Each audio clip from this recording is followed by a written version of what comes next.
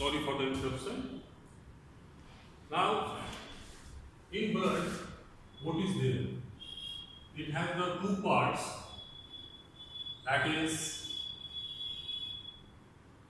fluid, that is called plasma, and blood corpuscles, or you can say the blood cells. Now, in the entire blood, the plasma constitutes 55% and corpuscles constitute 45%. Now, in the plasma, out of 55%, there is 95% water and rest are dissolved substances which are to be carried to the different cells, like digested food, glucose, amino acids, fatty acids, glycerol, hormones, enzymes. Those remain dissolved into the plasma, and basically plasma plays an important role over there that carries most of the substances which are desirable within the cells. Now, let us talk about the blood corpuscles.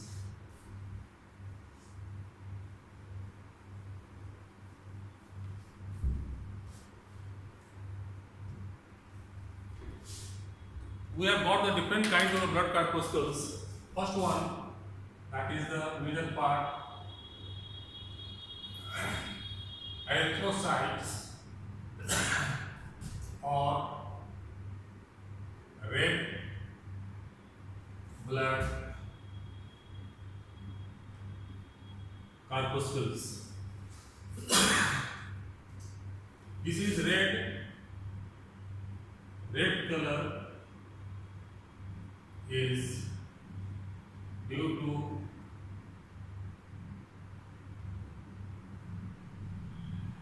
pigment called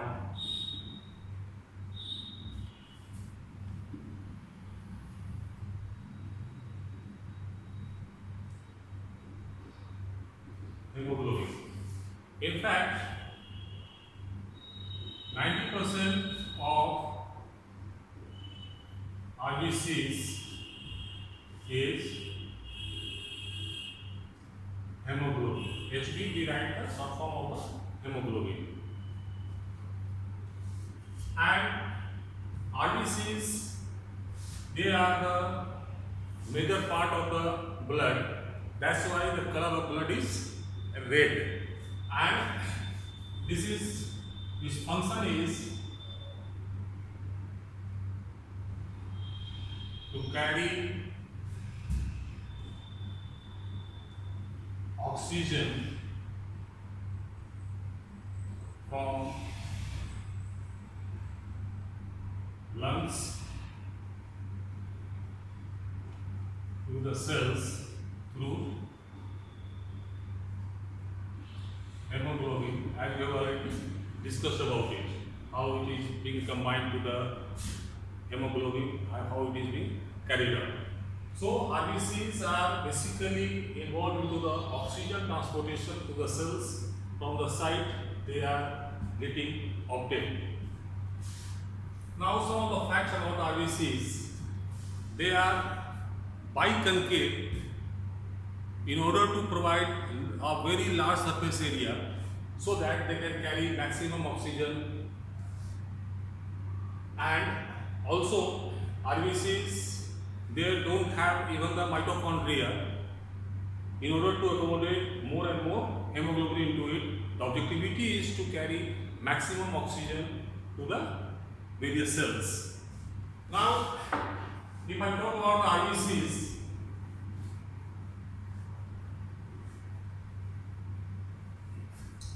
RBCs are the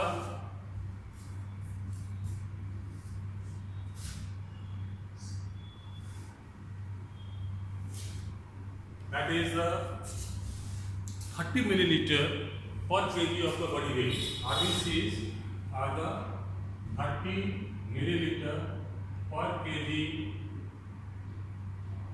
body weight of woman, while the total blood in human being is the 60 milliliter per kg body weight, out of which you can imagine that is the out of total blood there is 50% that is there is erythrocytes, that is the RBCs, and we find that the color of blood is red due to the RBCs. And if you go for the average count of the RBCs, it is 4.5 million to 5 millions per cubic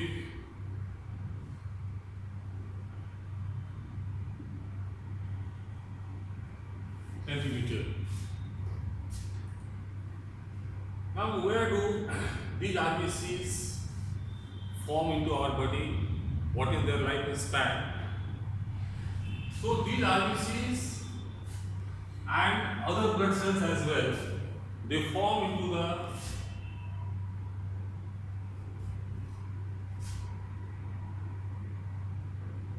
liver,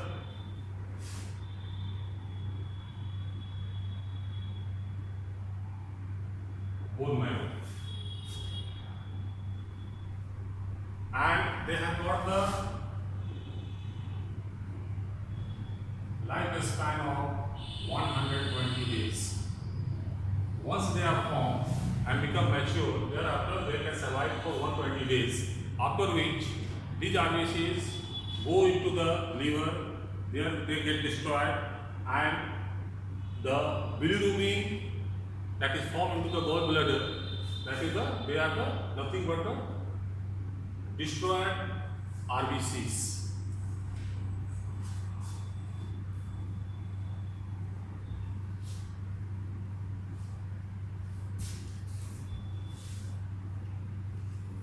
Now, let us go with the next blood corpuscle, that is WBCs, white blood corpuscles, also known as leukocytes. Leukocytes, they are the white in color, or the colorless you can call it, and they are the WBCs. They are of different kinds of WBCs are found into our body, like lymphocytes, granulocytes, monocytes. And granulocytes, they contain neutrophils, eosinophils,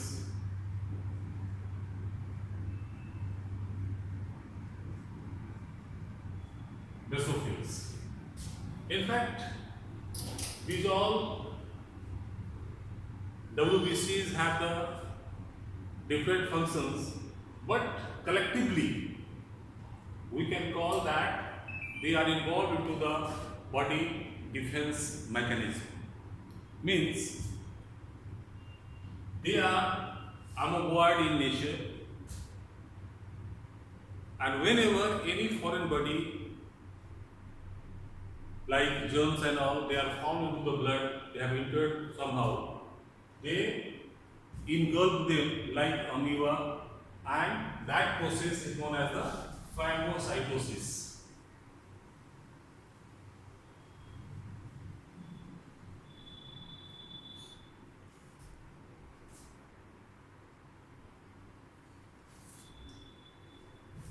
WBCs have one another quality. Normally, blood cells cannot come out of the blood vessels. However, WBCs, being amoeboid in nature, they have capacity to just squeeze away from the blood vessels and reach to the site where the foreign bodies have arrived and they engulf them. You must have seen that small wounds, they develop the pus, white color substances that is being formed over there. They are nothing but they are the WBCs which have engulfed the germs. But WBCs, after engulfing, they themselves die out, and thereby that forms the pus over there. And here also involves the mechanism of the pain in the wounds where WBCs, after destruction, give away one substance called arachidonic acid, and which leads to the pain, and thereby we get knowledge that we have got certain injury somewhere in our body. WBCs have lifespan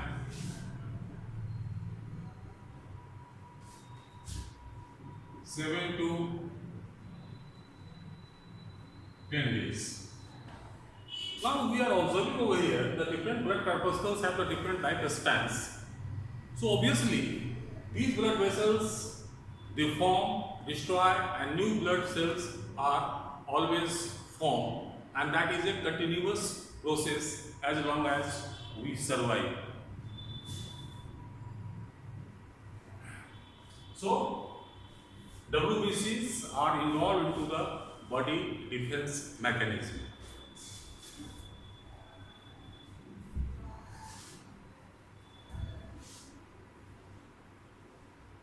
Now let us go with the platelets, the next blood corpuscles, that is platelets. And before I proceed to platelets, the number of WBCs per cubic centimeter is 5,000 to 10,000. Normally doctors identify some infection because whenever there is some infection in our body, the number of WBCs that increase in order to fight against those germs, and thereby doctors find out certain infection is there with the WBC count where the number increases above 10,000. You must have also heard about a disease that is called the blood cancer, where the WBC count in those persons increase into the lakhs, and they start engulfing the RBCs,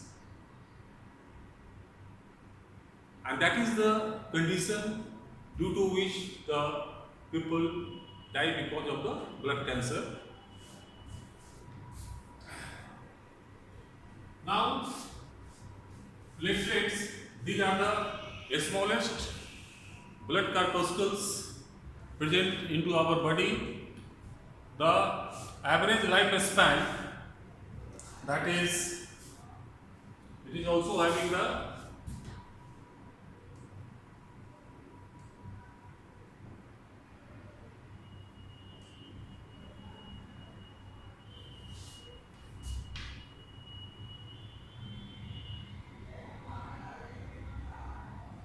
(7 to 10 days), and the number ranging to 1,50,000 to 4 lakhs into the body. Now, what is the role of the platelets? Platelets have got the vital role into the blood clotting. Now, what is blood clotting, why it is required, let us discuss about, and the role of platelets over there.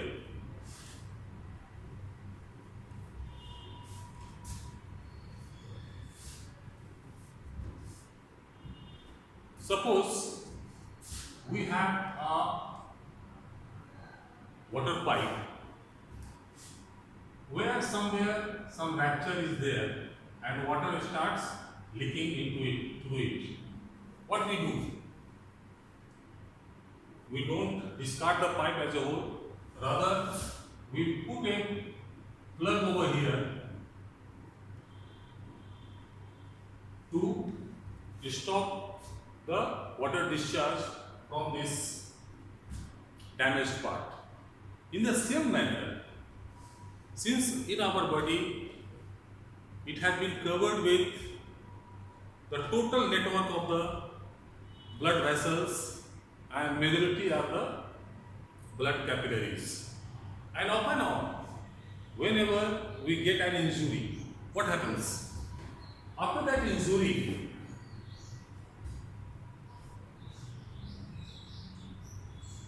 the capillaries, they get ruptured over here.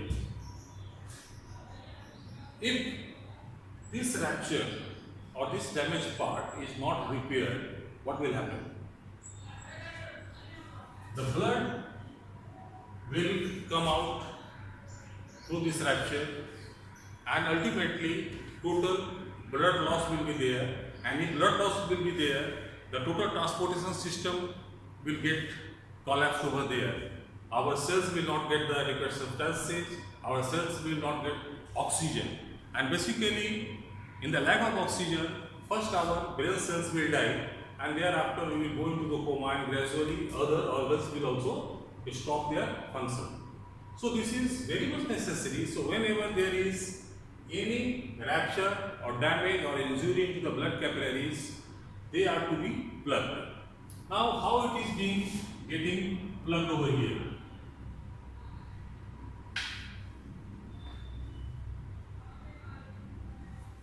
Here what happens? There are many substances needed, but in our blood, especially the plasma, we have got certain proteins, and initially whenever there is rupture, the platelets instantly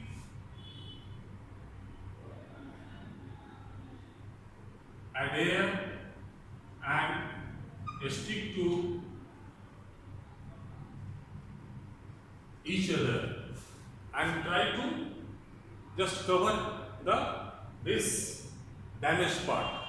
In the meantime, one more protein fibers, that is called fibrin, that forms a mesh-like structure over here,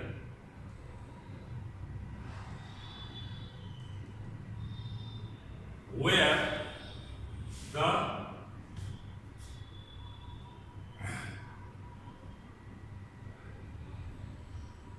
accumulated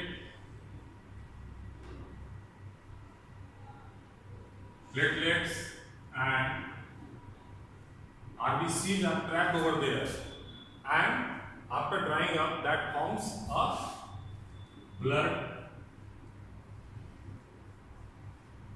clot, and thereby the perfusion of the blood through this damaged part, that is being stopped.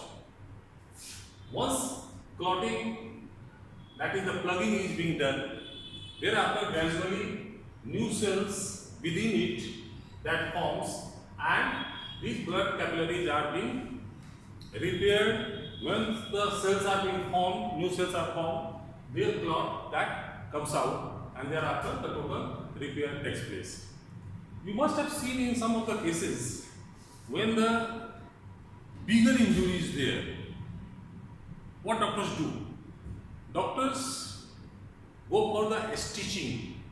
Why they go for the stitching? Because if this damage is big one, the formation of plug, of course the process starts, but that will not be able to cover up. It will cover some part again because of the pressure of the blood that will come out and the blood will not stop. So thereby, by stitching, these parts are made to a smaller segments so that the blood clotting takes place properly. Here in the blood clotting, apart from the certain proteins and other factors which are presenting into our blood, two more substances are very much required, that is vitamin K and calcium. Those people who lack in vitamin K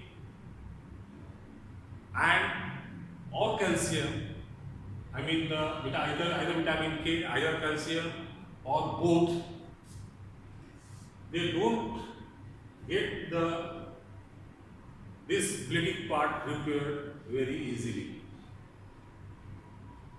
So that's why we need to have the proper supplement of vitamin K and calcium apart from our normal diet, whatever we are taking in.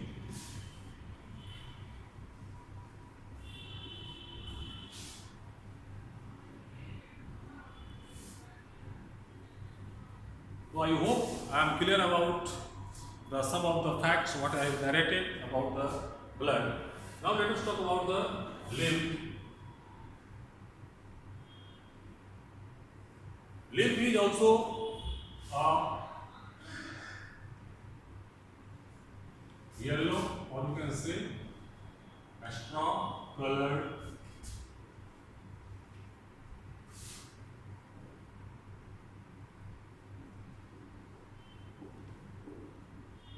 connective tissue with fluid matrix called plasma. So lymph has got only the plasma and WBCs, or we can say lymphocytes. In our body, especially near the joints, like under the neck region, under the armpits, at the joint of your thighs, we have got the lymph glands where these lymphocytes are formed. Especially the number increases whenever there is any infection into a particular part. At that time, the gland, lymph gland, they swells up, and that is causing pain to your body. And thereafter, we also get the knowledge of certain infection over there. We treat them, and ultimately, these glands become normal. Now, the lymph is involved not only into the transportation of the materials, but also into the body defense mechanism. Obviously, because it has got the plasma. Naturally, this will be involved into the transportation part, and of course WBC we already discussed, that is involved into the body defense system. Now, lymph is being carried through the special vessels called the lymph vessels, as I have discussed to the first part, and it has got the one-way transmission, because what happens whenever we digest our food, certain larger molecules, they are not able to enter into the blood capillaries. So they remain present into the extracellular region, but those substances also required by our body, and that will reach through the blood supply only to the various cells. So those larger molecules, since they have not entered into the blood capillaries, actually those substances are needed to be carried out. So where the lymph plays an important role, those other molecules through the lymph vessels, they are carried and directly poured into the heart, from where those molecules are carried to the various parts of our body, and that is being exchanged with the cells where they are being required.